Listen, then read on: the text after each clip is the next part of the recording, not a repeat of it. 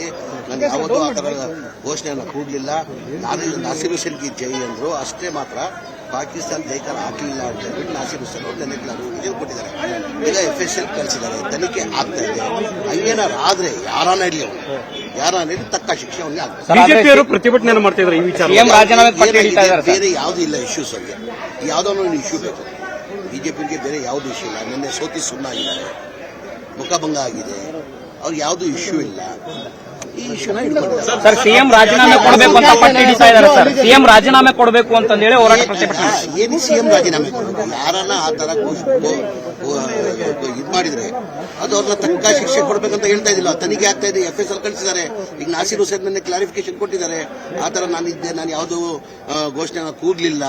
ಹಾಗೇನಾದ್ರು ಆಗಿದ್ರೆ ಯಾರನ್ನ ಇರಲಿ, ಅವನು ಯಾರನ್ನ ಇರಲಿ ದೇಶದ್ರೋಹಿ ಅಂತೀನಿ.